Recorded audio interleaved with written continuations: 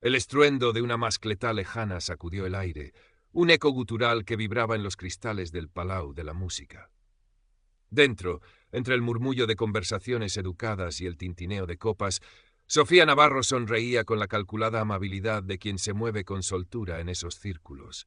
Consultora de arte, la llamaban. Una fachada impecable construida con la misma precisión con la que en otra vida había desafiado la gravedad bajo la carpa de un circo.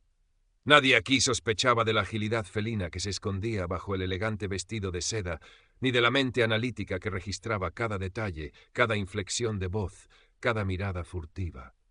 Al salir, la noche valenciana la abrasó con su mezcla embriagadora de pólvora, azahar y el bullicio de las fallas en plena efervescencia. Las calles del Carmen, laberínticas y preñadas de historia, eran su refugio. Mientras caminaba hacia su discreto apartamento, un destello metálico captó su atención. 3 motocicletas de gran cilindrada, negras y amenazantes, bloqueaban la entrada de un pequeño taller artesanal, de esos donde aún se tallaba la madera para los remates de los ninots. La luz de una farola iluminó la escena. 2 hombres corpulentos y un tercero, más enjuto pero con un aire de peligrosa quietud, acorralaban a un anciano de hombros caídos. Don Anselmo. Sofía se detuvo en la sombra de un portal, sus sentidos alerta. No hubo gritos, solo la tensión palpable de la intimidación. Observó los gestos, la postura agresiva de los motoristas, la resignación temerosa del artesano. Con un movimiento casi imperceptible, extrajo su móvil y grabó discretamente la escena. Reconoció el patrón, la vil melodía de la extorsión que había visto en otras ciudades bajo otros cielos. Un escalofrío recorrió su espalda, no de miedo, sino de una ira fría y familiar. Un eco de la injusticia que la había empujado a abandonar los focos y el aplauso, buscando un anonimato que ahora se sentía como una jaula dorada. Aquella noche, el recuerdo de la acróbata, la artista que podía escapar de cualquier atadura, se removió en su interior. Al día siguiente, con la excusa de encargar una filigrana para un cliente imaginario, Sofía visitó a don Anselmo. Lo encontró más encorvado que la víspera, el brillo de sus ojos artesanos opacado por la preocupación. «Son ellos, señorita Navarro», musitó, su voz apenas un susurro. «Los cóndores, así se hacen llamar. Liderados por un tal Ricardo Morales, el Cóndor, le dicen. Controlan las carreras ilegales por el cauce del Turia y ahora quieren protección de los pequeños negocios. Protección». La palabra sonó amarga en sus labios. «Quieren nuestro sudor, nuestro miedo».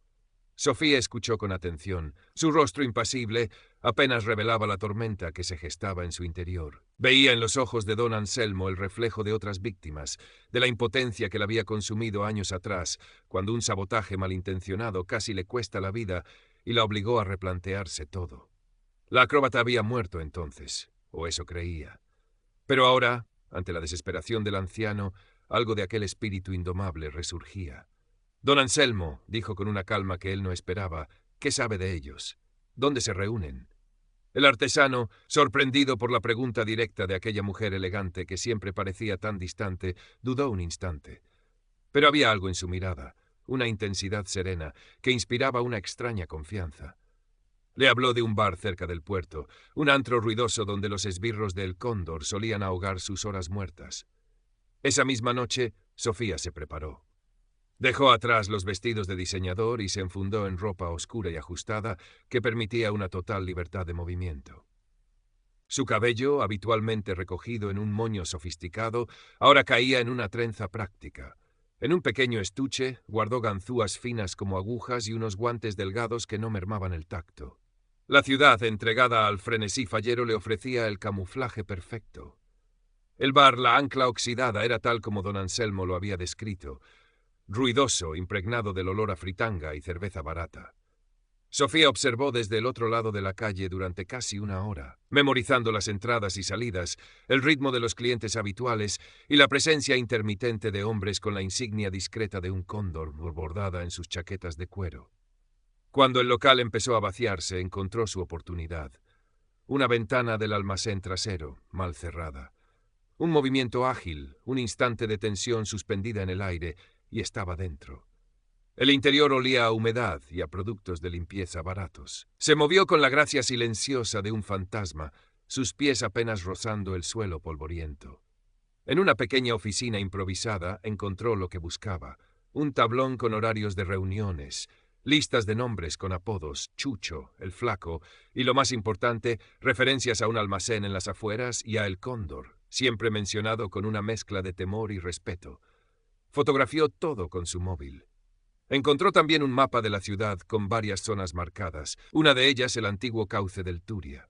Al día siguiente, una parte de esa información, cuidadosamente seleccionada para no revelar su origen, llegó de forma anónima al escritorio del inspector Mateo Alonso.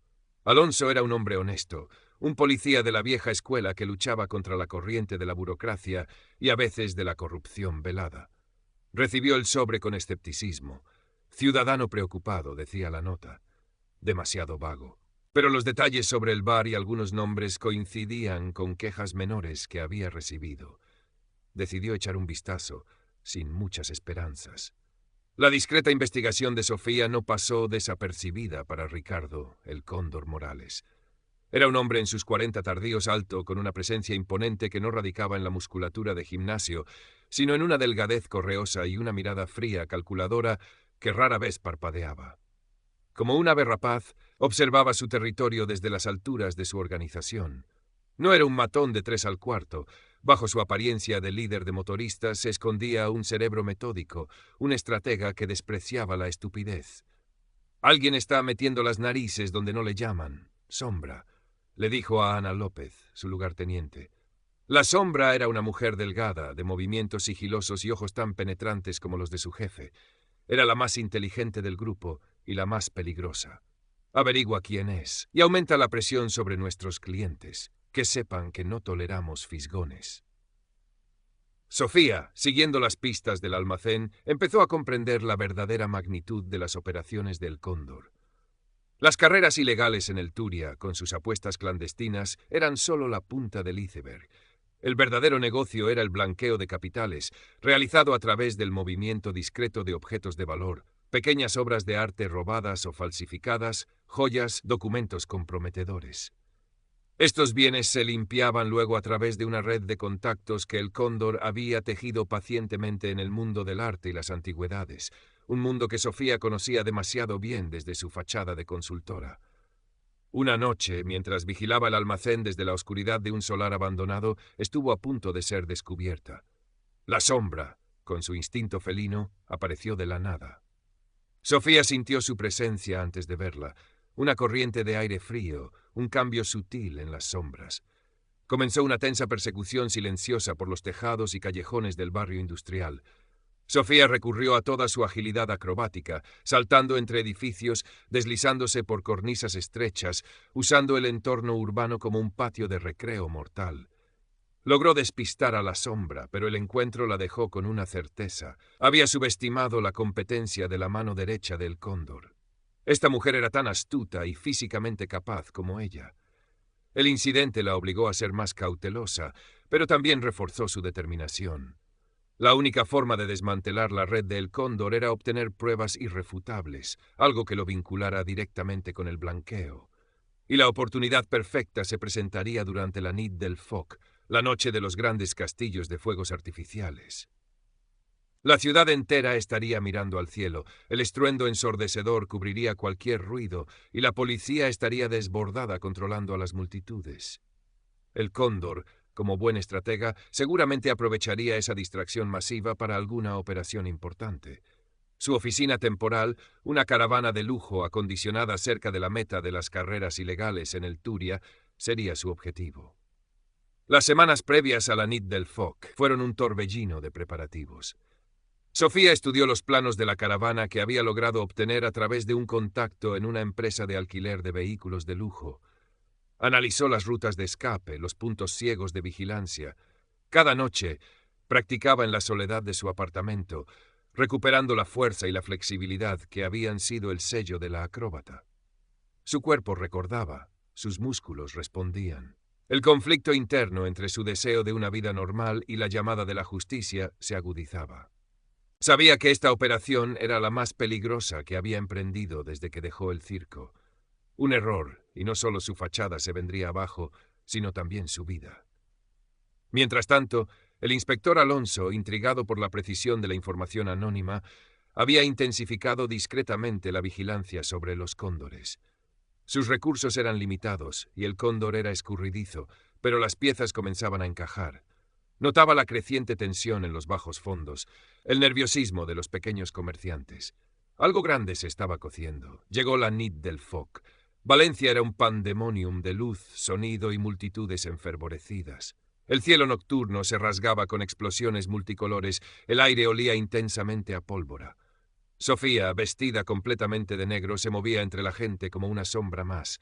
Su corazón latía con una mezcla de excitación y aprensión. Había enviado una última nota críptica a Alonso, alertándole sobre una actividad inusual en la zona del Turia, esperando que eso le proporcionara una red de seguridad, por tenue que fuera. La carrera ilegal estaba en pleno apogeo. El rugido de los motores se mezclaba con el estruendo de los fuegos artificiales. El cóndor, impasible, supervisaba todo desde su lujosa caravana, estratégicamente situada cerca de la improvisada línea de meta. A su lado, la sombra, observaba con atención felina. Sofía esperó el momento culminante del castillo de fuegos. Cuando una cascada dorada iluminó el cielo y un trueno final hizo vibrar el suelo, actuó. Como una exhalación, escaló la estructura de un puente cercano, sus manos encontrando agarres invisibles para cualquiera. Con la agilidad de un felino, se deslizó por un cable hasta el techo de la caravana, aterrizando sin apenas hacer ruido. El estruendo exterior era su mejor aliado. Había estudiado la claraboya durante días. Unas pocas maniobras expertas con sus finas herramientas y cedió. Se deslizó dentro, cayendo en la oscuridad con la suavidad de una pluma. La oficina era un contraste de lujo y funcionalidad. Evitó los sensores de movimiento que había anticipado, sus pies moviéndose con una precisión milimétrica sobre la alfombra mullida. El ordenador de El Cóndor estaba encendido. Sofía había observado sus hábitos, su metódica personalidad. La contraseña, como sospechaba, era una combinación relacionada con una oscura figura histórica que él admiraba, un detalle que había captado en una conversación escuchada de pasada. Los archivos se abrieron ante ella. Libros de cuentas detallados, nombres de contactos en altas esferas, rutas de blanqueo a través de galerías de arte y casas de subastas. El entramado completo de la organización de El Cóndor. Copió todo en una memoria encriptada. Fotografió documentos físicos, cartas comprometedoras. El tiempo corría en su contra. Abajo, en la línea de meta, la sombra sintió una punzada de inquietud. Algo no encajaba. Una sombra fugaz en el rabillo del ojo, un silencio demasiado profundo en medio del caos. «Jefe», dijo, acercándose al Cóndor, «creo que deberíamos revisar la caravana». Morales la miró, sus ojos fríos evaluando la situación. Conocía el instinto de Ana, rara vez se equivocaba. «Adelántate», ordenó. Sofía estaba a punto de salir cuando escuchó pasos acercándose. La sombra. No había tiempo para una huida limpia. Se refugió detrás de un pesado cortinaje, conteniendo la respiración. La puerta se abrió y la sombra entró, sus ojos barriendo la estancia. Sofía sabía que cualquier movimiento la delataría. En ese instante el Cóndor también entró en la caravana. «¿Todo en orden?», preguntó, su voz grave. Era ahora o nunca. Sofía había previsto una contingencia. Con un movimiento rápido y preciso, lanzó una pequeña esfera metálica que llevaba en el bolsillo hacia una regleta de enchufes sobrecargada. Un chispazo, un fogonazo, y la caravana se sumió en la oscuridad total. «¡Qué demonios!», exclamó el Cóndor. En la confusión, mientras sus adversarios intentaban entender qué había pasado, Sofía se movió. Salió por la claraboya con la misma agilidad con la que había entrado, una silueta escurridiza contra el cielo iluminado por los últimos rescoldos de los fuegos artificiales. El Cóndor y la sombra solo alcanzaron a ver una sombra desapareciendo en la noche. Morales sintió una oleada de furia helada. Alguien había violado su santuario, se había burlado de él, pero no sabía quién. Solo sabía que era alguien excepcionalmente hábil. A la mañana siguiente, un paquete sin remitente llegó a la comisaría del inspector Alonso. Dentro, una memoria USB y copias de documentos, y una pequeña pluma de origami delicadamente doblada. Alonso sonrió levemente. La ciudadana preocupada había vuelto a actuar. Con pruebas tan contundentes, la maquinaria legal se puso en marcha. Las redadas fueron rápidas y precisas. Chucho, el flaco y otros miembros clave de la banda fueron arrestados. El imperio del Cóndor se desmoronaba. La sombra, fiel a su nombre, desapareció sin dejar rastro. Ricardo Morales, anticipando la caída gracias a su propia red de informantes, intentó huir del país. Pero Alonso, con la información proporcionada, había alertado a todas las fronteras. Fue interceptado en el aeropuerto de Manises, justo cuando iba a embarcar en un jet privado. Su rostro, normalmente impasible, mostró una rara expresión de incredulidad y rabia contenida. La lección había sido devastadora. Su inteligencia y su meticulosa planificación habían sido superadas por un adversario invisible. Don Anselmo y los otros comerciantes del barrio respiraron aliviados. La sombra de la extorsión